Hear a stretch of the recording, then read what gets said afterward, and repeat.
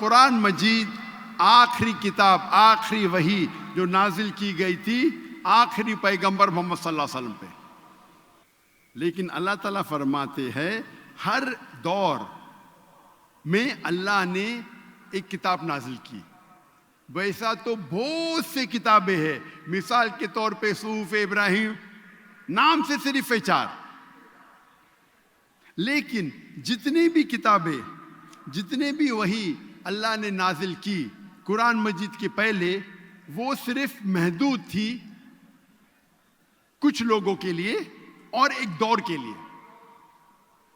جتنے بھی کتاب پہلے نازل کی گئی، تورات، زبور، انجیل، اور جس کے نام ہمیں نہیں پتا، وہ محدود تھی ایک وقت کے لیے اور کچھ لوگوں کے لیے.